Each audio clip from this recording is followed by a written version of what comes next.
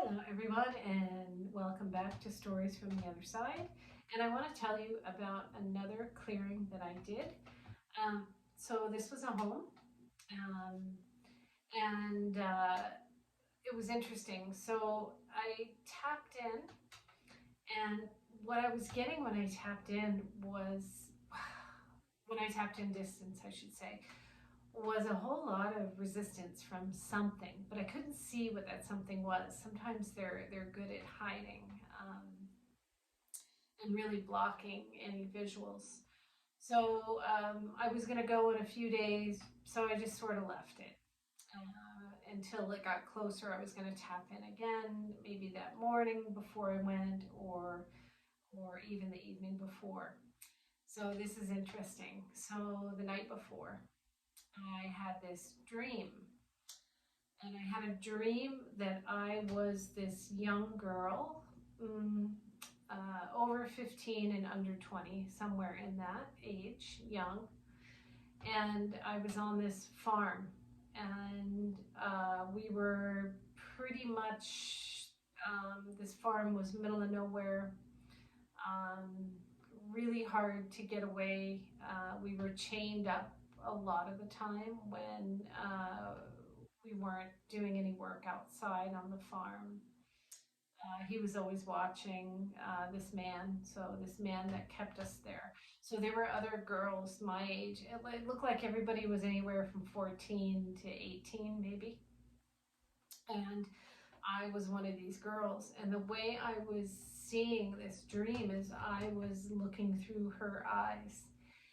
And I had somehow gotten a hold of a gun, and I walked upstairs to this kind of loft area where this man was, and one of the other girls was with me as well, and she was really afraid.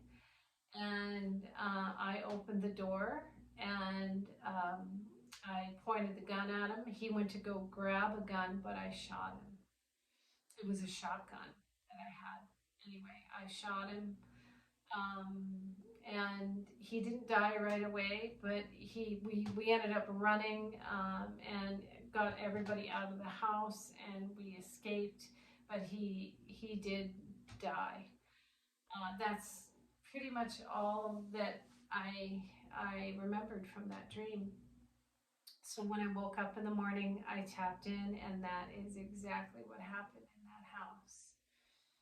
Um, he was a very, very disturbed, sick man. He was old. He was much, much older, of course, than these girls. He would sexually abuse them. Oh, it was just awful. So anyway, we showed up to the house, and it was interesting because the grandmother who was visiting at the time, she said, she's very psychic herself, and she said when she was lying in bed, she woke up and she saw a figure standing over her bed, and it was this man. So I got to the house. We started down in the basement first, and where he loved to reside was in her husband's wood shop. He has a wood shop in the basement. It's kind of his happy place where he likes to be. But having that kind of energy in there certainly didn't make her husband feel very happy when he was, trying to have fun doing his hobby, just trying to kind of release from his normal job. So all I saw was the man. The girls had actually ascended. There were no young girls in that house that I could see. There was one portal. So no, there were a couple of portals that we closed, but one in the grandmother's room in particular. And and then so this man was very resistant, very angry. Um, he was definitely not wanting to have anything to do with me, what I was doing. He knew I could see him. He was not happy at all. He just wanted everyone to leave, and he just wanted to stay down there.